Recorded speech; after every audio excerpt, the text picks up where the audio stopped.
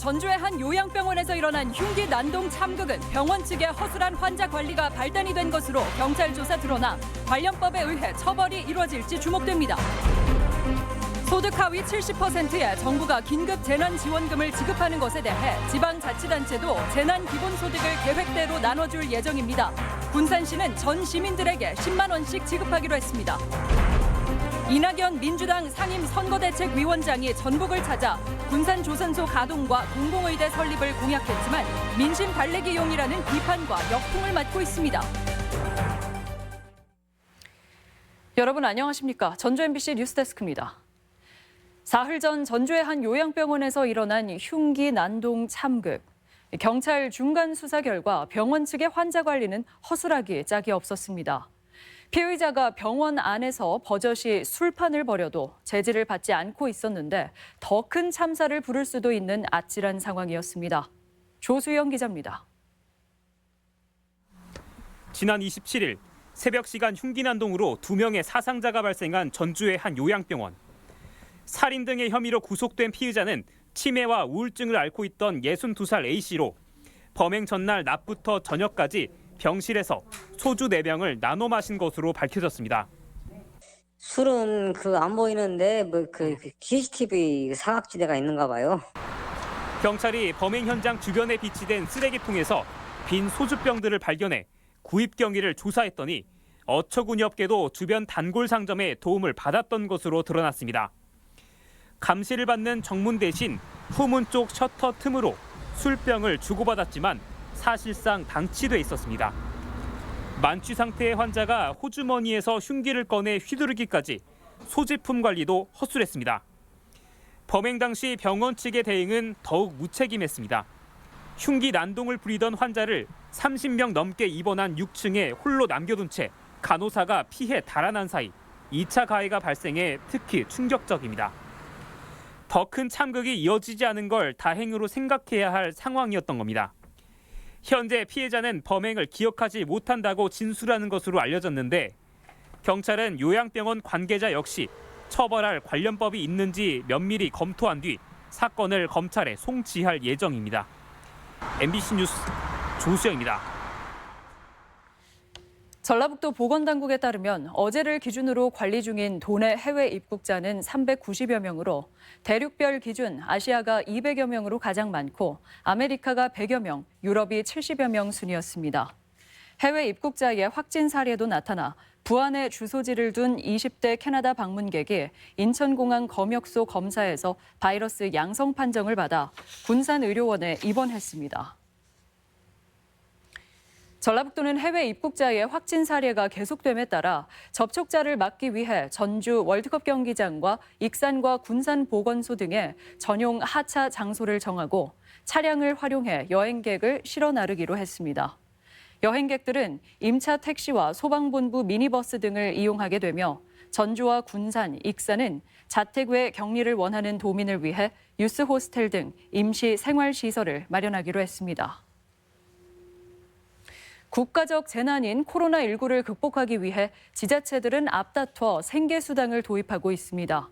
정부가 보편적 복지 성격의 긴급 재난지원금을 지급하기로 하면서 자치단체가 주기로 한 수당은 어떻게 되는 건지 궁금증이 생기는데요. 일단 도내 시군들은 자체 예산을 활용해 예정대로 생계수당을 지급할 계획입니다. 한범수 기자입니다. 문재인 대통령이 다음 달 총선 이후 긴급 재난지원금을 지급하겠다고 밝힌 대상은 소득 하위 70%에 속한 1,400만 가구입니다. 지원금의 액수가 적지 않고 지급 범위 역시 중산층을 포괄한다는 점에서 보편적 복지인 기본소득에 가깝습니다. 생계가 어려워진 시민들은 대통령의 발표가 반가우면서도 불안한 마음이 없지 않습니다. 정부 지원금을 받으면 지방자치단체에서 주기로 한 생계수당은 받지 못할 수 있다는 생각 때문입니다. 전주시는 정부의 지원 대상에 포함된 주민이라도 시가 추진하는 재난기본소득은 받을 수 있다고 밝혔습니다.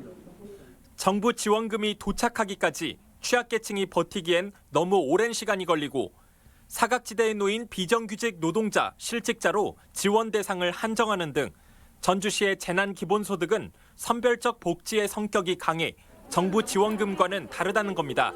다만 기초생활수급비나 아동 실직수당 등 다른 정부 지원금을 받는 사람은 시 지원금을 중복 수령할 수 없습니다. 정확한 지침을 보고 판단해야겠지만 신속하게 현장 트렌드를 진행하겠다는 게 기조입니다. 지금. 전라북도 역시 소상공인과 사회적 거리두기에 참여한 업체를 대상으로 예정대로 지원금을 지급합니다.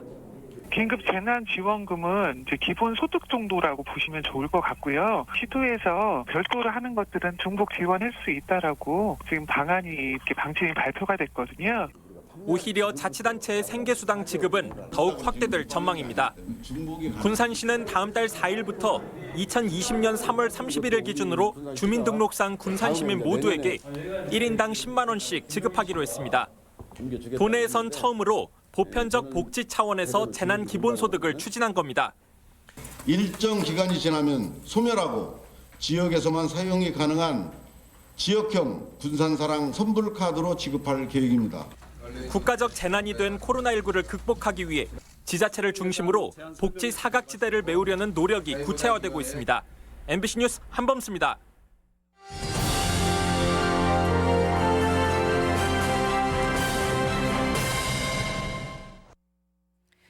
코로나19 확산의 불안감 속에서도 기꺼이 헌혈차에 오르는 사람들이 있습니다. 운동선수부터 소방관까지 혈액이 부족하다는 소식에 만사를 제치고 팔을 걷어붙였습니다. 혈액 수급난, 도내에서 많은 남의 일입니다. 허현우 기자입니다. 전주 종합경기장 앞에 등장한 헌혈버스. 차량 내부는 헌혈을 하려는 사람들로 발 디딜 틈이 없습니다. 젊은 선수부터 머리 희끗한 임직원까지 코로나19 감염의 불안감으로 헌혈마저 꺼려한다는 안타까운 소식에 체육인들이 앞장선 겁니다. 그래도 일반인들보다는 건강하다고 생각을 하기 때문에 좀 순수한 마음에서 그렇게 도움을 주고자. 백혈병으로 축구 선수의 꿈을 접어야 한다는 경남 밀성초등학교 김태수 군의 사연은 축구협회를 움직였습니다. 도내 축구인들이 모은 헌혈증만 50장이 넘습니다. 어린 선수가 백혈병으로 힘들어하기도 하고 지금 코로나19 때문에 더 상황이 시급한 걸로 알고 있는데 빨리 건강이 완쾌돼서 좋은 선수로 성장했으면 하는 바입니다. 남원의 소방관들도 한마음으로 나섰습니다. 언제 출동할지 모를 긴박한 순간에도 거리낌 없이 팔을 걷는 소방관들의 헌혈은 주민들의 참여까지 이끌어냈습니다. 평소에도 헌혈을 자주 하긴 하는데요. 코로나 사태로 인해 지금 수혈 상태가 많이 부족할 것 같아서요. 소방관으로서 봉사 정신으로 헌혈에 참여하게 됐습니다. 덕분에 도내 혈액 비축량이 현재 5.4일치로 크게 늘어 적정 비축량을 웃돌고 있습니다. 코로나19 확산에 혈액 수급난이라는 이중고를 버틸 수 있게 하는 힘입니다. 또 코로나19의 경우도 수혈로 전파될 우려는 없습니다. 수혈이 필요한 환자들의 소중한 생명을 살릴 수 있도록 도민 여러분께서 헌혈에 적극 동참해 주시기 바랍니다. 모두가 힘든 국가적 재난 상황에서 서로가 가진 가장 소중한 것까지 나누는 숭고함이 코로나19 극복의 희망이자 가장 든든한 버팀목입니다. MBC 뉴스 허연호입니다. 전라북도는 코로나19 여파에 따라 오는 5월 15일부터 남원시에서 사흘간 예정된 도민체전을 시군 체육회 의견을 수렴해 6월 19일로 한 달가량 연기하기로 잠정 결정했습니다. 또 다음 달 전주시에서 열릴 예정이었던 전북 어르신 생활체육대회와 도지사기 전국 합기도대회, 빙상대회 등도 하반기로 미뤄졌습니다. 군산조선소 재가동과 남원 공공의료대학의 민주당 총선 공약으로 제시됐습니다. 전북을 찾은 이낙연 상임선거대책위원장이 직접 언급한 것인데 시선이 곱지 않습니다. 총리 때도 대통령 약속조차 지키지 않았는데 선거용 아니냐는 겁니다. 강동엽 기자입니다. 어제 군산과 남원을 찾은 이낙연 민주당 상임선대위원장. 여당 총선 책임자의 방문으로 관심이 높았지만 지역 현안 발언은 기대치를 밑돌았습니다. 군산조선소가 정상 가동되도록 저의 모든 것을 쏟아붓겠습니다. 현대중공업 군산조선소가 가동을 중단한 지 올해로 4년째. 협력업체들은 줄줄이 문을 닫고 실직자가 늘면서 지역 경제도 멈춰섰지만 재가동은 기약조차 없습니다. 총리로 군산을 수차례 방문하고도 조선업 회복기에 별다른 해법을 내놓지 못해 대통령의 약속마저 무색해졌고 발언의 진정성이 의심받고 있습니다. 코로나19 사태로 주목받은 공공의대법 처리도 실망스럽긴 마찬가지입니다. 2년 전 당시 여당 정책위 의장이 대표 발의하고도 야당의 공세만을 탓하며 국회 상임위 문턱조차 넘지 못했습니다. 신속 처리 안건인 패스트트랙으로 처리 제안까지 나왔지만 아무런 성과도 없이 20대 국회에서 자동 폐기될 운명입니다. 다시 또 선거 처리되니까 과거에 제대로 진행되지 못했던 것들에 대해서 구체적인 계획도 없이 선거용으로 발언을 또다시 반복하는 모습은 대선 당시 전국에서 가장 높은 지지를 보내준 전북에 제대로 응답하지 않은 채 총선을 앞둔 정부 여당의 민심 달래기용 공약은 아닌지 도민들이 묻고 있습니다. MBC 뉴스 강동엽입니다. 민생당 총선 후보들이 합동 기자회견을 열고 지지를 호소했습니다. 민생당 유성엽 당 공동대표와 정동영, 조배숙, 김경민, 조형철, 고상진 국회의원 후보, 최영병 기초의회 후보는 도의회에서 기자회견을 열어 인물 중심, 다당제, 개혁 경쟁 등 3가지 기준으로 투표해달라고 당부했습니다. 이들은 20대 국회에서 탄소법과 공공의대, 금융도시 지정 등 민주당이 발행한 약속 어음이 부도났다며 호남에서 건강한 개혁 경쟁이 있어야 한다고 강조했습니다. 또한 금융 한류와 첨단 융복합 산업 등 5개 비전, 33개 공약을 제시했습니다. 민주노총 전북본부가 이번 4.15 총선 지지 후보를 발표했습니다. 민주노총 회원들은 도의회를 찾아 이번 총선을 통해 재벌과 보수 양당의 기득권 체제를 끝내야 한다며 염경석과 오형수, 권태홍, 정상모, 전관희 등 도내 정의당과 민중당 후보 5명의 공개 지지 의사를 밝혔습니다.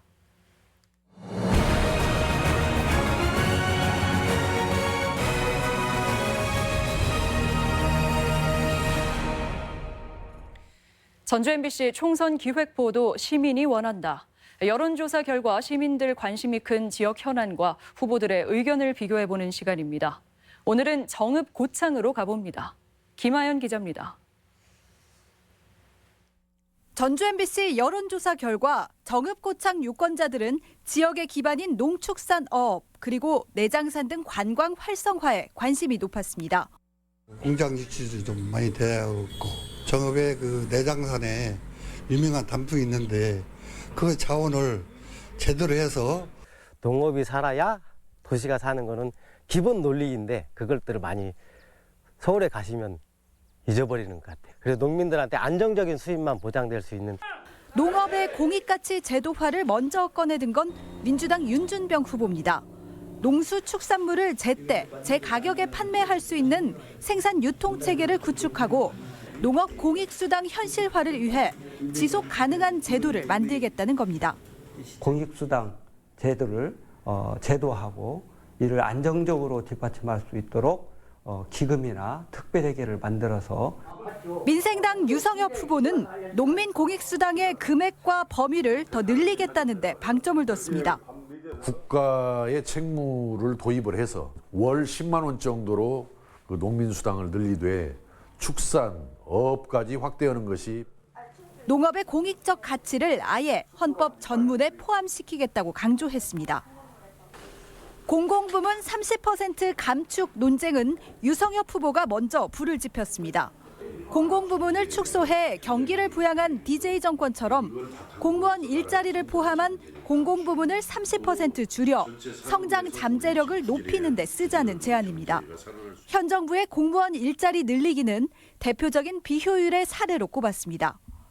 공공부문을 축소 개혁해서 거기에서 확보된 돈으로 사회 안전망을 충실하게 구축한 다음에 또 노동의 유연성을 높이는 노동개혁을 해야만이 대한민국 경제가. 윤준병 후보는 정반대 의견을 피력합니다. 민간 소비가 위축된 상황에선 공공부문의 적극 재정이 필요하고 복지나 노동자 보호 측면에서도 공공이 모범 고용주 역할을 해야 한다는 겁니다.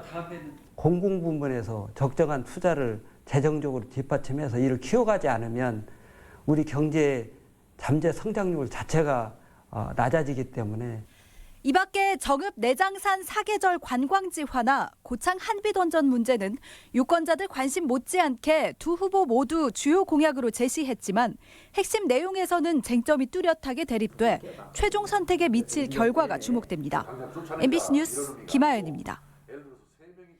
전주 생명과학고 운영위와 동창회 관계자들은 도의회에서 기자회견을 열어 학교 이전 부지에 시청사를 짓겠다는 정동영 후보는 발언을 철회하라고 촉구했습니다. 이들은 정 후보의 발언은 학교와 상의 없이 이뤄진 데다 학교 부지는 미래를 위한 자원이라며 정 후보의 사과를 요구했습니다. 잡을 수 있는데요. 정동영 후보는 앞서 낡은 전주시 청사를 새로 짓겠다며 이전할 땅으로 전주 생명과학고와 여의지구를 제시했습니다. 코로나19 확산 속에 치러지는 4.15 총선을 대비한 대책이 추진됩니다. 전라북도 선거관리위원회는 마스크 착용하기, 발열 체크, 다른 유권자와 1m 이상 거리 두기 등 대국민 행동 수칙에 유권자들의 협조를 당부했습니다. 선관위는 또 유증상자나 확진자의 투표권 보장을 위해 별도 기표소나 거소 투표 등을 마련하고 모든 투표소에서 사전 방역과 수시 소독을 강화할 방침입니다. 온라인 공동교육을 위한 거점 학교가 운영될 예정입니다. 전라북도 교육청은 학생들의 진로, 적성, 흥미에 따른 과목 선택권을 확대하기 위해 전주와 군산 등 9개 지역 58개 과목의 온라인 공동교육 과정을 다음 달 18일부터 21개 거점 학교에서 진행한다고 밝혔습니다. 현재 코로나19로 개학이 미뤄졌지만 수강을 희망하는 학생은 도교육청이나 학교 홈페이지 등을 통해 신청할 수 있습니다. 올해 1, 4분기 전북 지역 경기가 전년 4, 4분기에 비해 악화한 것으로 조사됐습니다. 한국은행 전북본부가 관내 업체를 대상으로 모니터링한 결과 생산은 제조와 서비스업이 모두 줄었고 수요 부분도 소비와 수출, 건설 투자가 모두 감소한 것으로 나타났습니다. 한은 전북본부는 앞으로도 생산은 제조업과 서비스업 모두 감소하고 수요 부분은 소비는 소폭 증가, 수출은 감소세 지속, 건설 투자는 보합을 유지할 것으로 내다봤습니다. 유망 아이템이나 고급 기술을 보유한 창업 기업에 대한 지원이 확대됩니다.